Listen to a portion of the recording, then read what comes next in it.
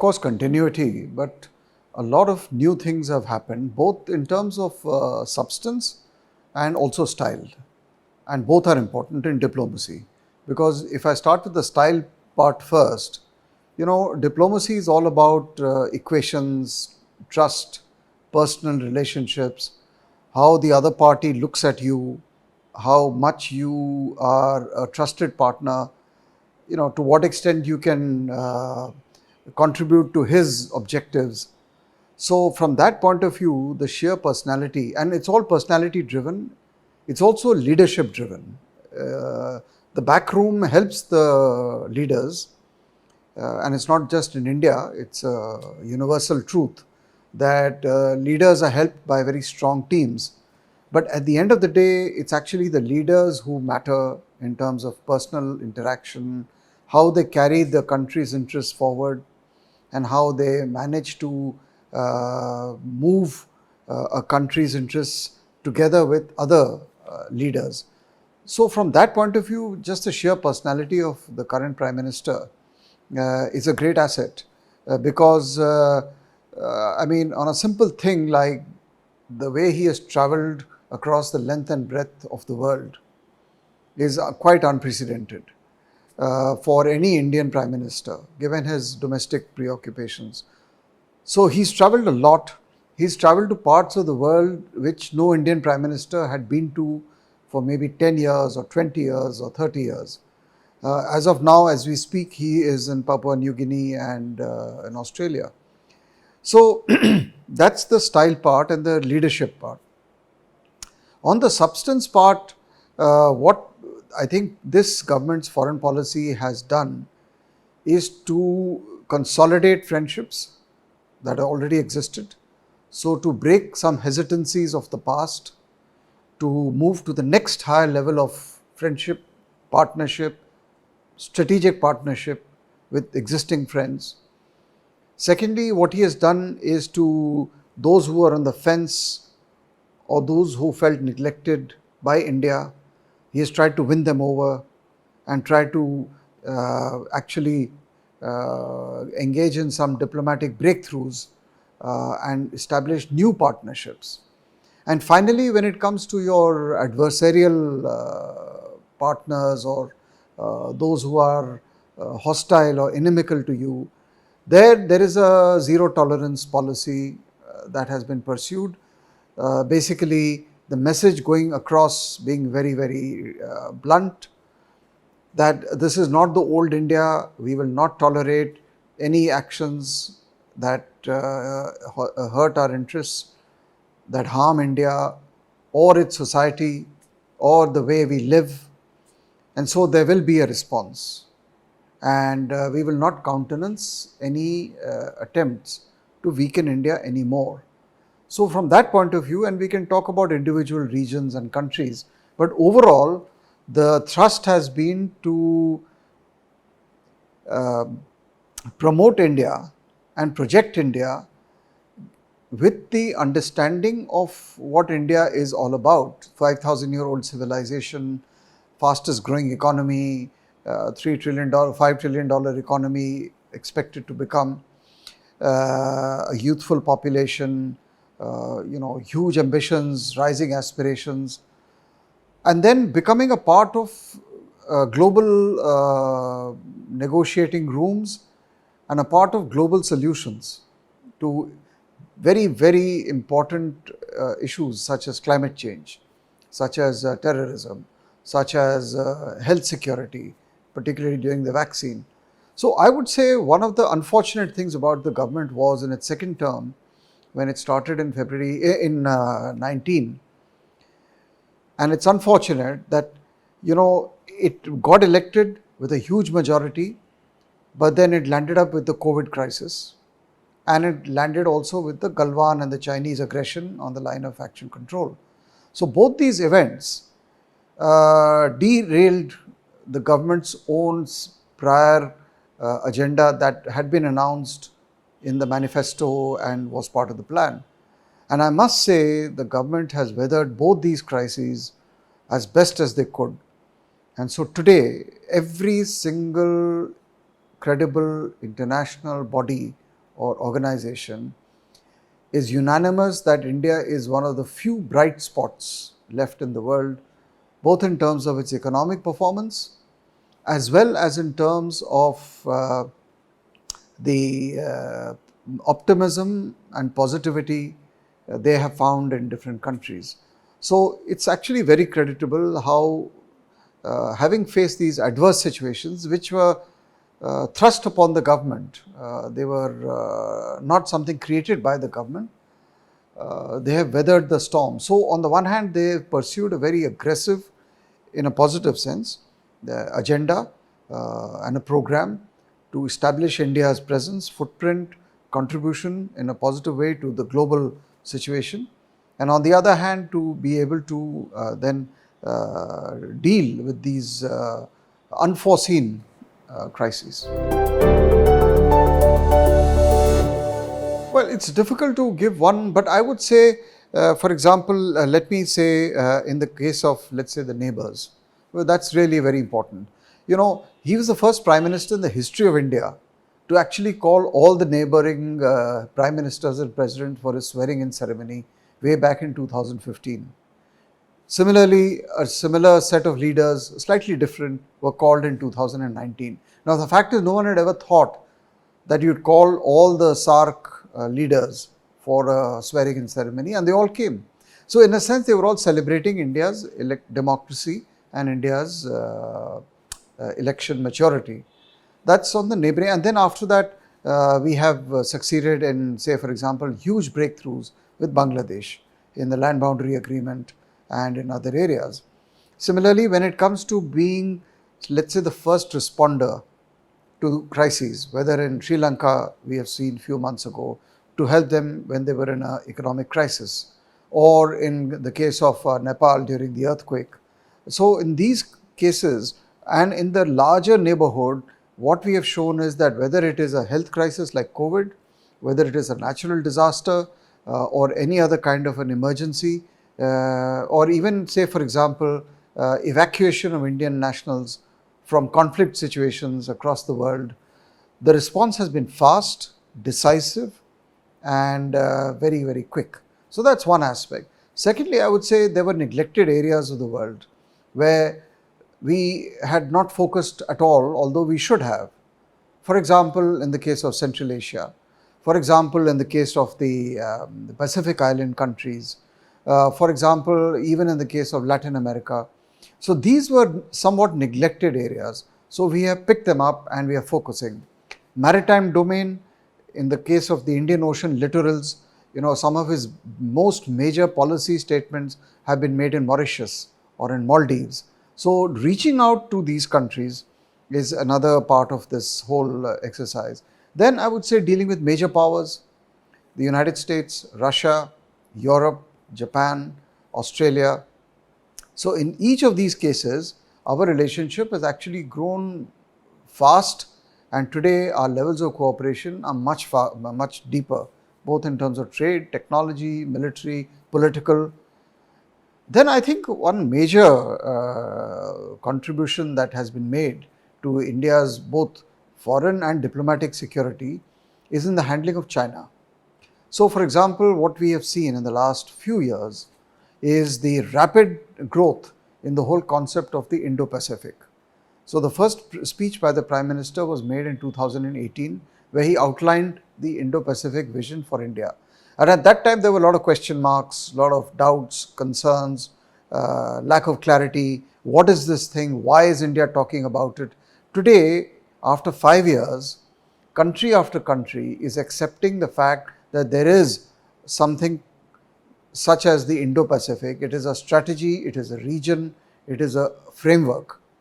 And so, as part of that, the Quad countries, which is Australia, United States, Japan and India, they started very small with meetings only at the mid-level officials.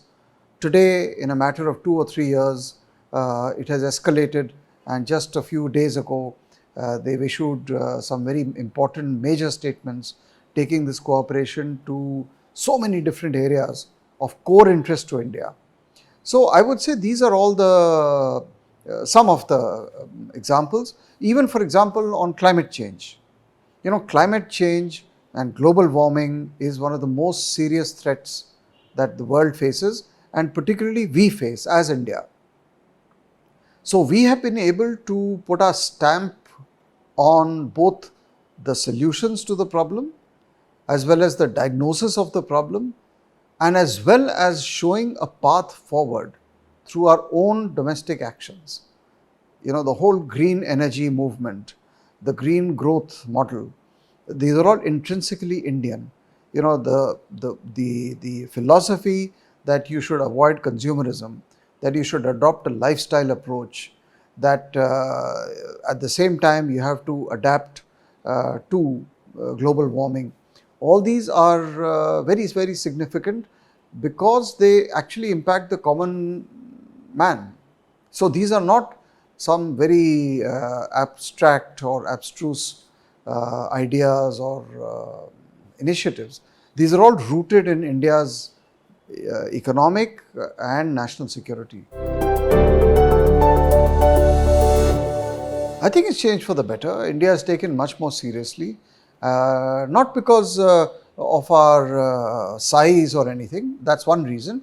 But you're taken seriously and viewed as a credible partner because you are able to provide solutions to problems.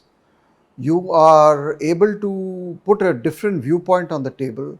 You are able to provide a different perspective to the same problem.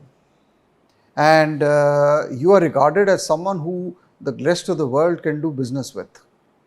And you are regarded as someone whose success is good for the world. So when you have China rising and when you have India rising, both countries, ancient civilizations, large populations are rising.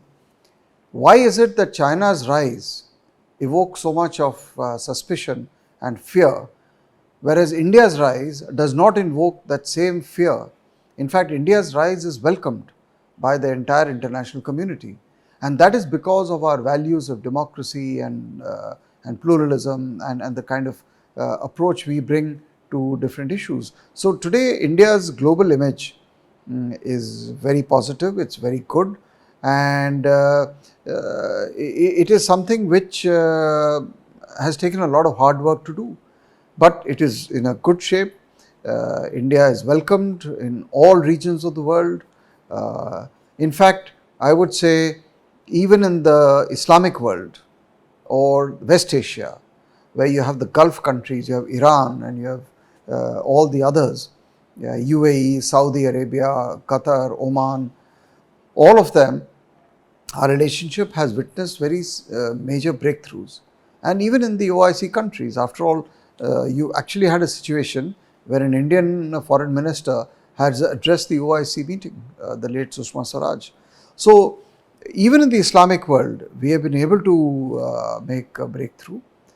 Our approach and our perspective, let us say, on even contentious issues like Jammu and Kashmir, are today much better accepted in the world, and Pakistan is more or less isolated today in terms of the number of supporters it has to agitate this so-called Kashmir issue. Maybe one or two countries are left, but the rest of the global community does not talk about Kashmir. Abrogation of 370 was part of the BJP's manifesto. So it's been there in their manifesto for many years. It's not a secret to anyone, and certainly not to Pakistan and not to the people of Kashmir. So clearly when they came in February in 2019, so they decided in August they will abrogate to 370. So I don't think anyone can accuse this government of springing a surprise on this matter, because it was public knowledge. So that's the first thing. Second thing is that they have pursued a policy where they have said, I will not tolerate terrorism. I will tolerate dissent, because that is part of democracy. I can tolerate different opinions and political views, but there is a red line which I draw, and that is with regard to anyone who decides to pick up a gun against the state. So when you as an individual decide to pick up a gun against the state, you are already declaring war. And a person like that has to be dealt with accordingly, because you have decided you will not take recourse to any other legal constitutional means to express unhappiness. So that signal went through from day one that terrorism will not be tolerated. That was both internal to Kashmir and as well as what was promoted from Pakistan. So Pakistan has tried its best. The fact of the matter is that they have tried it for decades. A lot of people have lost their lives, there's been a lot of destruction, but at the end of the day, today, again, 4-5 years, or rather from 19 to now, 4 years, after 370 has been abolished, the transformation in the situation in the Jammu and Kashmir, both in the valley and in Jammu, is extraordinary.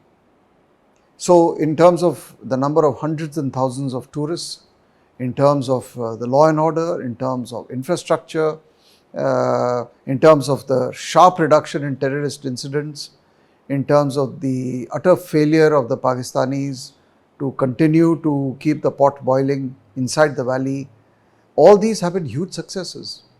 So I would say tough action where it is necessary, accompanied by a soft approach when required for the benefit of the people of Kashmir.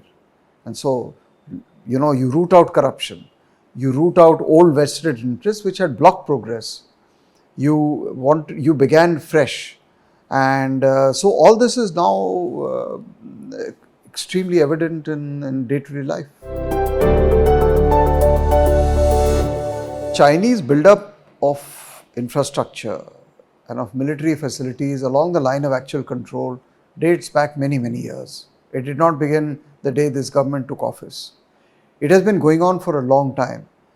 We also responded. It was not as if previous governments were not aware or they didn't respond. The question was the scale and the speed of the response. I think this government should be credited with firstly enhancing the speed of the build-up in terms of our own infrastructure, our highways, our roads, making sure our security forces can drive right up to the border instead of walking for 1 week to reach a border outpost, in terms of giving them sophisticated technology for surveillance, which is required for military purposes, in terms of better familiarization with the local weather conditions, and mobilization. So all in all, the effort of this government has been with a sense of greater urgency. Now, the reasons why China did what it did in 2020 are a matter of separate discussion, and there are different opinions about why they did what they did. But one thing is quite clear, that one of the objectives was to intimidate India and to discredit its political leadership, and to basically have demonstrate that China is the more powerful country and that it can dictate terms to India. After all, we did try, the Prime Minister tried on several occasions to discuss all these matters and establish a relationship with the Chinese leadership. This was done in Gujarat, this was done in Wuhan, this was done in Mamalpuram. There is a host of meetings that took place with China with this objective in mind. But obviously, the Chinese had different intentions, and it is possible maybe they're not comfortable with a faster rising India, a more nationalist India. After all, to assert nationalism is not a crime.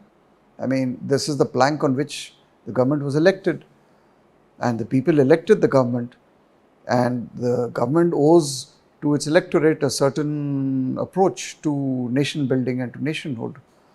So, I think the response of the government has been firm, but it has not been rash.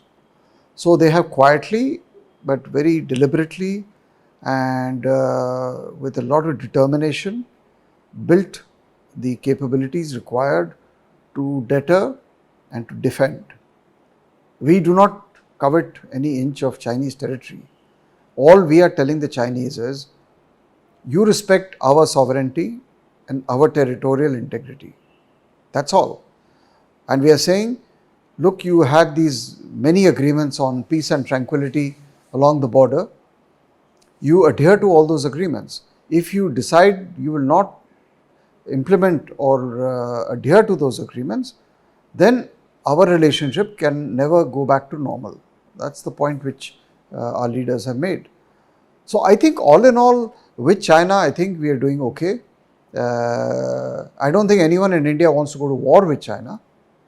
But short of that, the signal has to go and has been sent that we mean business, both in terms of enhancing our capabilities in every manner. So that I think we are doing very well. No, I think it's excellent. I mean, we started with this rupee trade with Bhutan and Nepal, for example. Started small, but now it's reaching more and more countries, like you are saying. The UPI and the Rupee are becoming legal, and we are finding agreements being established with Singapore, UAE, so many other countries. So all this is excellent. I mean, but the fact is that this represents the strength of the rupee and the Indian economy. But mostly it represents confidence in the strength and the resilience of the Indian economy, in the resilience of our foreign exchange reserves, in the fact that the rupee is backed up by a strong economy, and that it is stable and its values are realistic, and so you can actually trade in that currency. So I think it's a great tribute, and we should continue to push down that line, and in fact even discuss, and which we are doing, trading in rupees with Russia, with China, with other countries. So I think we need to, of course, the US dollar or the hard currencies are not going anywhere. They will remain in the foreseeable future the currency of the last resort or the international currency. But there is still enough room for the rupee to also make spread its usage in other countries. So I think it's excellent. I think this is an extremely exciting time for Indian diplomacy, because it is showing a lot of vibrancy and energy and a lot of hard-headed approach to furthering India's interests. So short of actually using force, if we can achieve our objectives nationally through diplomacy, then there is nothing better than that. And I think even in the Ukraine conflict, the way we have navigated and the way the Indian position has been respected is a big tribute to India. And I think we are at a wonderful time. So externally, while there may be headwinds against us on the economic front, etc., but from a strategic and political level, we are very well placed today, despite all the adversities from Ukraine and COVID and everything else. But there is a lot of purpose and strategic sense of the Indian foreign policy and diplomatic approach, and this is actually proving and showing its dividends. So I think this is a very exciting time.